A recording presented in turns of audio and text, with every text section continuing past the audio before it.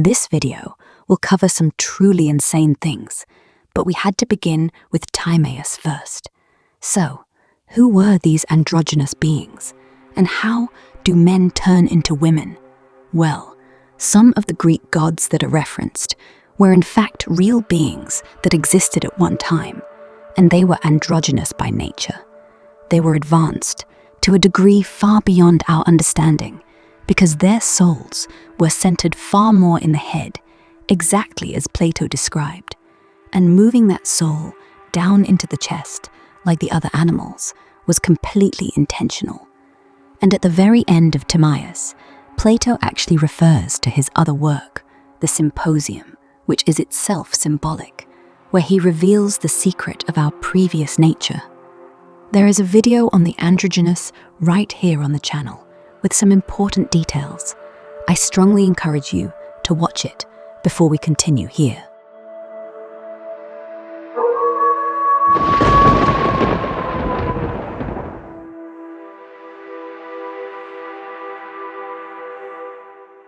To understand ancient alchemy for beginners, here is a simple summary. Ancient alchemy focused on 3 core pursuits: turning base metals into gold, chrysopoeia, creating the philosopher's stone to produce the elixir of immortality, purifying the soul, achieving spiritual perfection. It originated in ancient Egypt, Kemet, then spread to Greece, India, China, and the Islamic world, where Jabir ibn Hayyan stands as one of the greatest figures. Key symbols: the 4 elements, earth, water, air, fire, mercury and sulfur, and the Hermetic texts, especially the Emerald Tablet. Today, we see alchemy as the foundation of modern chemistry. But back then, it was a closely guarded secret, a dangerous fusion of science and what we now call magic. The Temple of Diana was immensely costly and breathtakingly beautiful. Driven by her passion for archery and hunting, the very arts they themselves were obsessed with. It was believed Ephesus was founded by the Amazon women. Their statues, chosen from a competition among the greatest artists of the age, were dedicated when the Temple of Artemis was completed around 440 to 430 BC. Roman copies of those lost bronze originals show the same full-scale figure, same clothing, right arm raised above the head, sometimes leaning on a spear. The Amazon symbol, also a symbol of fertility, also a symbol of resettlement, appears everywhere in our modern culture, in countless forms. Here it becomes clear, this depiction of Ephesian Diana is not merely an advanced Amazon woman. She wears a crown, exactly like the Statue of Liberty. She also holds a scepter, not just symbolic, but a real device these beings once possessed. Think about it. Do you know when the Statue of Liberty was brought to America? I believe there is also a cover-up in the story. Some early photos look clearly altered, photographically manipulated. They claim it was built in France, dismantled, shipped, reassembled in America. But the French photos could easily be fakes, especially considering ancient techniques for image manipulation, which we already discussed in one of the episodes on this channel, if you'd like to check it out. Regardless, the official reassembly happened in America between 1885 and 1886, the exact same year the incubators were unveiled in France. Why this random alliance between France and the United States? Oh yeah, to support freedom. They were printing those cabbage postcards at the exact same time. Who does that? Who ships a colossal statue like this for free? There's more to this story. Same period, same place, waves of immigrants passing through Ellis Island. That was the entry point. The Statue of Liberty stands on a star-shaped fort. In many star forts across the United States, like Fort Sumter, they brought and integrated enormous numbers of slaves into mainstream history. So it was never just freedom. The Statue of Liberty is Diana. It's Wonder Woman, mixed with Promethean symbolism, where the torch represents the birth and creation of a new order. Remember who designed the statue, and during which time period. They knew this was an ancient fertility symbol, and they placed it right in front of our eyes. Researchers say the Statue of Liberty is based on Libertas, and that's true, but both Athena and Artemis are used in very similar ways, each with ritual followers. Libertas, built on the goddess Athena Minerva, who is also androgynous. The helmet is a symbol of the goddess as Athena Minerva, but as Liberty, or Libratus, as the Romans called her. Her symbol is a distinctive red stocking cap, the pilus, or Phrygian cap, said to be worn in ancient Rome by slaves who had won their freedom. In the Revolutionary era, rebels in America and France would wear this liberty cap as a symbol of freedom from enslaving authority, and often raise it on a pole or pike as their standard. In short, many of our city seals carry this symbol. Remember the owl in Promised Neverland? The orphans raised like crops, harvested. Those anime writers know far more than they let on. The hidden history of the Statue of Liberty, designed by French Freemasons. Yes, those Masons exposed themselves through their own reckless symbolism. An entire French book exists exposing their rituals. That's why they buried the Artemis symbol deep inside the Statue of Liberty. No matter how you look at it, the symbol has dark origins. Quote, "The Statue of Liberty represents the ancient Babylonian goddess of love and fertility, Ishtar. Ishtar is known as the mother of harlots because prostitution was part of her religious practices. She was worshipped as Astarte in the Middle East. Scriptures call her Ashtaroth, and she was known in Latin as Liberitos, liberty. Liberitos was referred to by Cicero, a Roman historian, as the mother of harlots. Liberty in ancient times was associated with sexual freedom and temple prostitution. Historian R.A. Combs writes, harlots were social outcasts, so she was referred to as the mother of exiles. This is later equated with the idea of immigration, becoming the mother of immigrants. Ishtar means Queen of Heaven. The same title was given to Mother Mary of Roman Catholicism. It is well known that this is actually a Masonic ritual. Just search it yourself. Freemasons and the Statue of Liberty. They don't even bother hiding it anymore. They just won't tell you the whole damn story. So this goddess, she's fertility itself, the patron of immigrants and also the guardian of orphans, the foundlings, the unwanted. The exact same symbol used for Ephesian Diana, the multi-breasted goddess, the emblem of seeding, is stamped right there on the seal of the Foundling Hospital. Why the hell would the original Foundling Hospital choose this image, this logo, this symbol to represent and promote their entire operation? There's no doubt left in my mind anymore. Left side of the seal, the ancient resettlement mark of Artemis. Right side, the twisted mockery of freedom, the whore in disguise. And the child is the creation born under Ishtar. And why is the word help carved underneath it? The inverted symbol at the top, that's the Lamb of God, or Mary, the resurrection emblem used to whitewash the sin they're committing during this whole resettlement process. They need to frame it as some kind of necessary sacrifice. This foundling system is directly linked to the incubators. In the Canada Lancet magazine, there's a report from 1883, 3 full years before the incubators appeared, laying out in detail where they got every single one of those premature babies from the foundling hospitals. Quote, "Baby incubators. There were giants in the earth in those days, and there shall be giants in these days, to be seen not in sideshows merely, but on every hand, if the report from France be true, and it is well vouched for, and if giant babies are the making of giants and giantesses, all will admit the importance of a good send-off. It is just as essential in raising men and women as in raising any kind of stock. Blood and scientific management no less potent in one case than the other. Indeed, it would be a great blessing to mankind were some of the ideas from raisers of good stock imported into the more important business of raising a superior race of men and women. The law of survival of the fittest would receive fresh impulse, much sickness, pain, sorrow averted, man's happiness immeasurably increased, but no such luck awaits the human race. The weak and sickly, no less than the strong, will continue to produce after their kind. Man's twofold nature, an insuperable barrier to laws restricting reproduction, economic and social considerations will always outweigh the welfare of prospective offspring. All science or government can do is educate the masses in physical laws. But to return Dr. Tarnier, French physician at a foundling hospital, reports surprising results, grieved by the many children perishing in the first 6 months. A new idea struck him. If French chickens can be raised artificially, why not French babies? He built a box, glass slides, like a chicken incubator, soft bed, dark room, 85 degrees Fahrenheit, hot water, placed a miserable, crying infant inside. It ceased crying on the second day, never again, for 8 weeks. At the end, it looked like a healthy 1-year-old.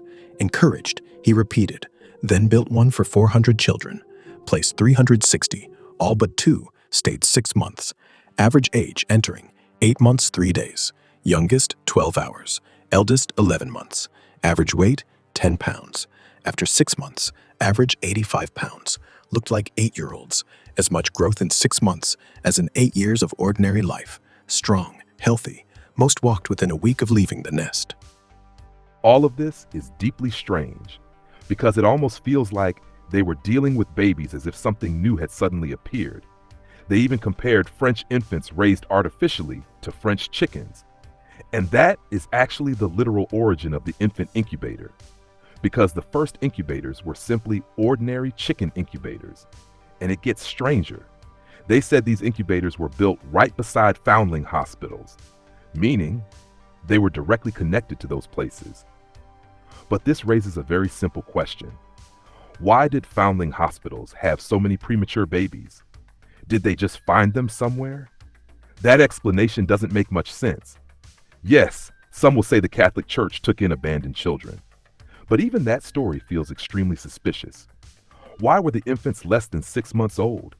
Is it possible someone had discovered a way to create children, but needed time to learn how to keep these premature infants alive? Perhaps after rediscovering some ancient process similar to cloning. The official explanation says these babies were abandoned. Their mothers were unmarried, and because of that, they were forced to give them up to special shelters. This practice runs deep in the history of New York, but that history is rarely discussed and even less understood. This is deeply integrated into the history of New York, but that history is not well known. Quote, Europe faced the problem of foundlings much sooner than the United States did. When America's British settlers stepped off their boats in the early 17th century, Europe already had cities large enough to create the social conditions that produced significant numbers of foundlings, and it already had the religious and governmental structures to deal with them. By then, Europe already had foundling asylums that were several centuries old.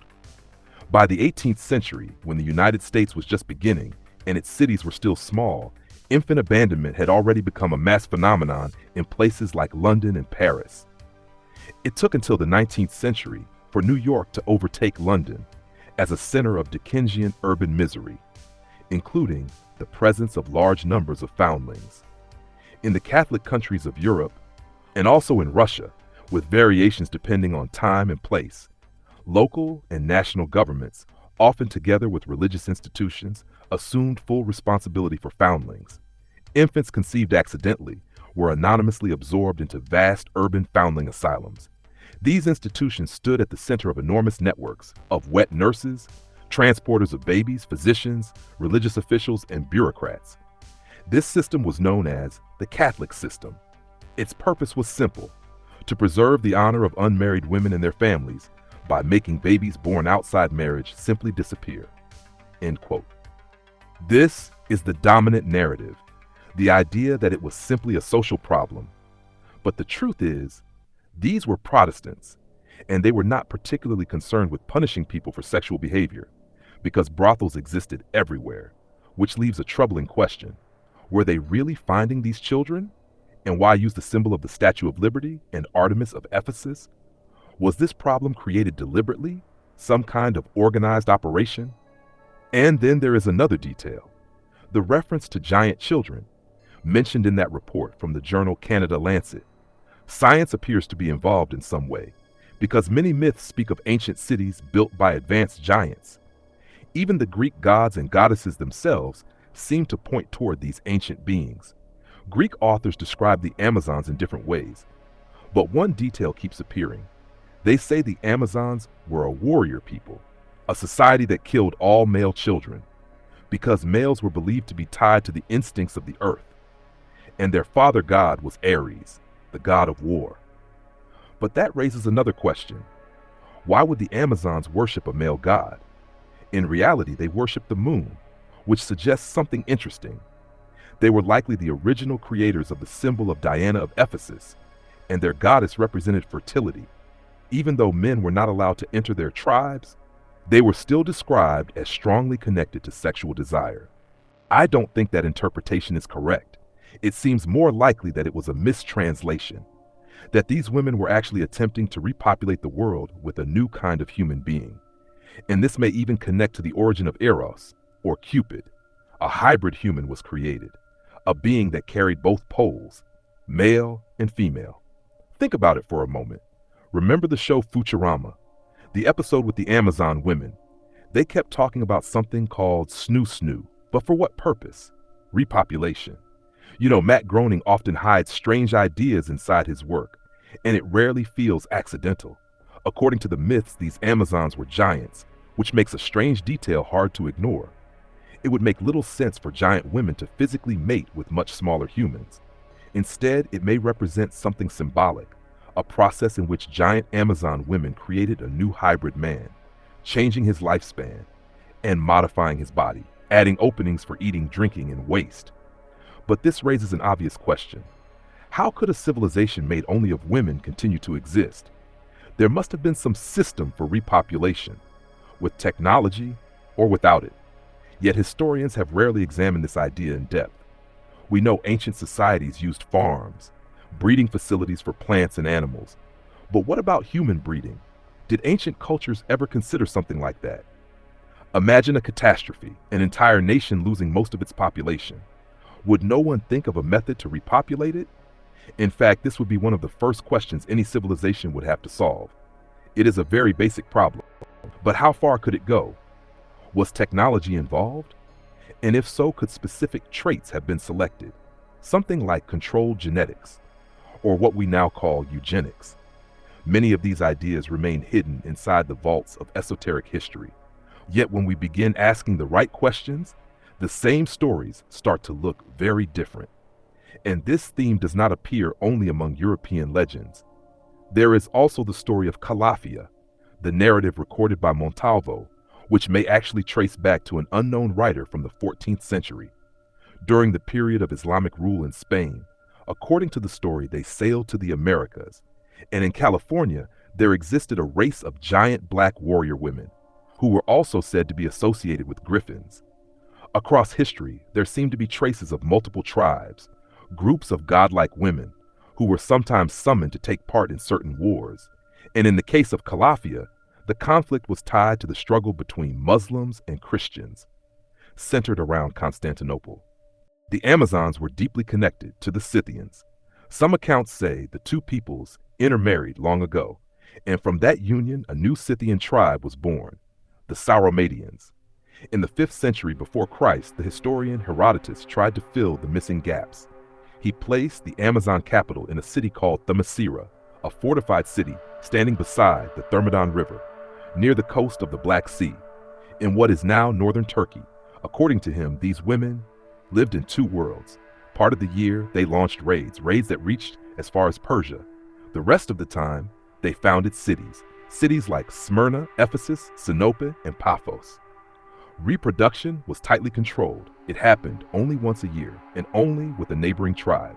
But there was another detail, another temple with strange carvings that appeared to show experiments with hybrid creatures, which might explain why medieval drawings are filled with strange beings. Were these creatures once real? These images come from writings by famous philosophers and ancient historians. Many of them believe these beings truly existed, just like the monstrous races described in early Christian texts. And when we reach the final point, the history of test tube babies is also mysterious and not widely known. But here is the process. First, a group of women is gathered. They are given fertility drugs that make them extremely fertile, stimulating the development of extra eggs. The mature eggs are removed from the ovaries. Using a needle guided by ultrasound. Once the eggs are collected, a sperm cell and an egg are placed in a petri dish. Some of them become fertilized. That fertilized cell is called an embryo, and the embryo continues developing inside the laboratory, where the conditions are carefully controlled. There were many tribes of warrior women, but I think that is only the surface of the symbol. As we discussed with the androgynous beings, they had a different form in mind. No need to eat, no need to drink. And in many ways, they were like gods. Wonder Woman, Lady Liberty, the mother of immigrants, Athena, and just as the owl is the symbol of Minerva, the bee is the symbol of Artemis, the bee of Artemis. Quote, "The early association of the bee with the cult of Artemis is attested by varied evidence. It appears not only upon the strange polymastoid statue of the Ephesian goddess, but also upon the earliest coins of her city. As the owl was the emblem of Athena at Athens, so the bee seems to have been the emblem of Artemis at Ephesus.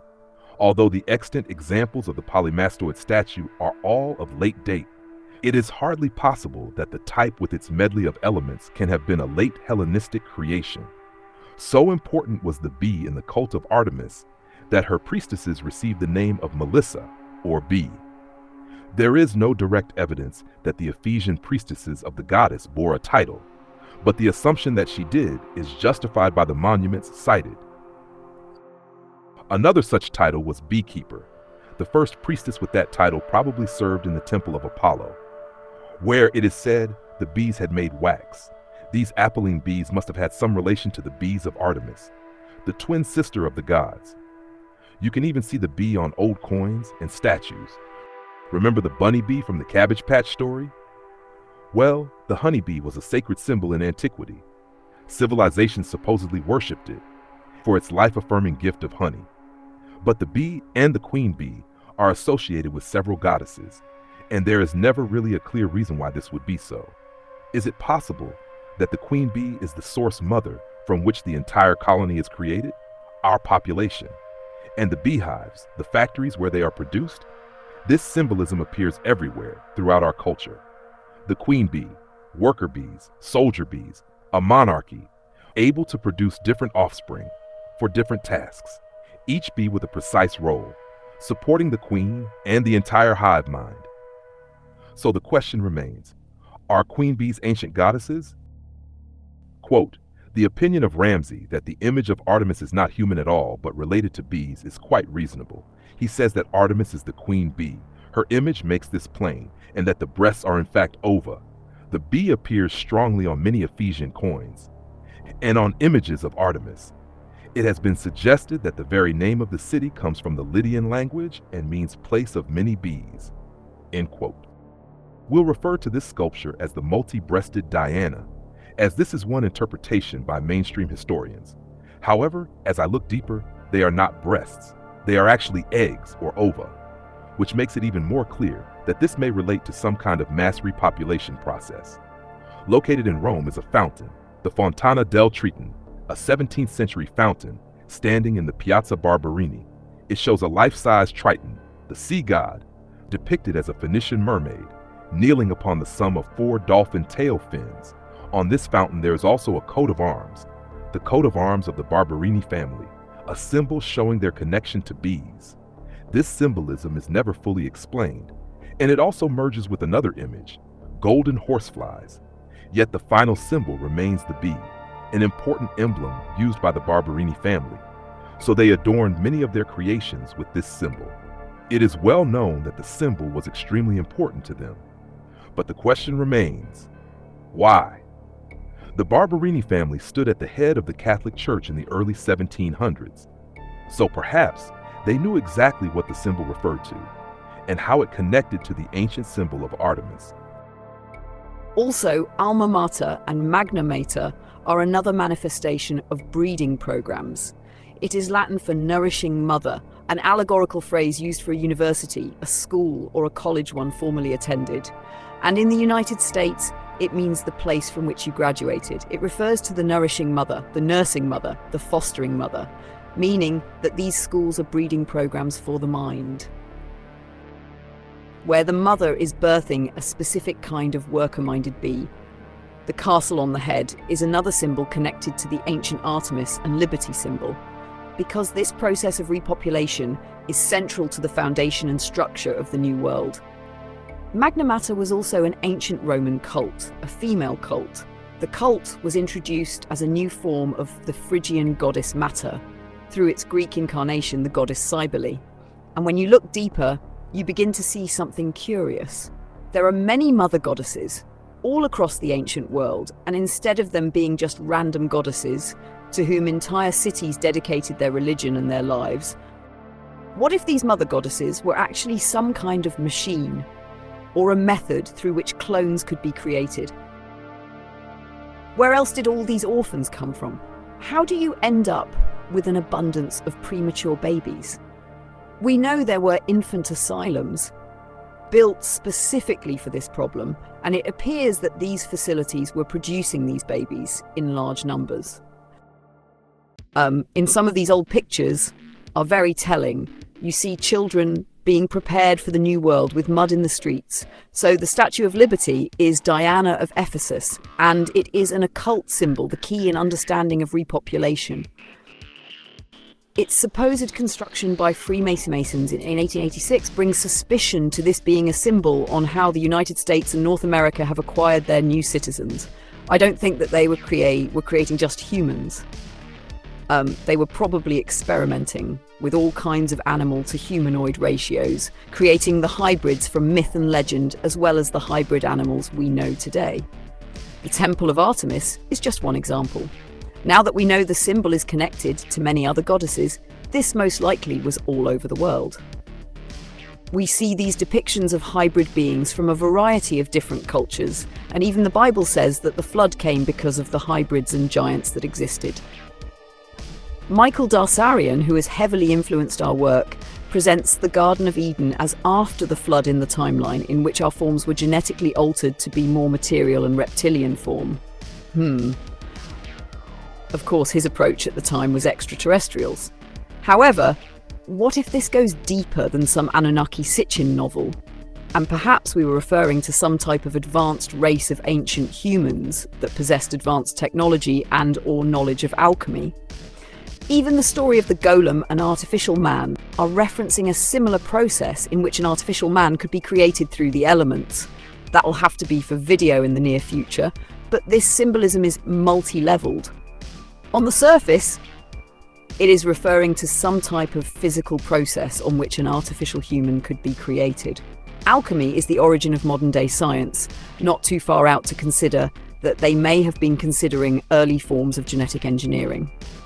The deeper meaning, and also the key to the Philosopher's Stone, is that this act of turning to gold is a reference for the higher self merging with the lower self, a creation of a spiritual body of light that can be controlled and manipulated. That's an entirely different subject, but this idea of creating humans and/or breeding them are not new concepts, are funded by the elite royals, the choice of symbols being fitting. Are we not to question whether Seal is Artemis? How are they finding so many orphans and premature babies?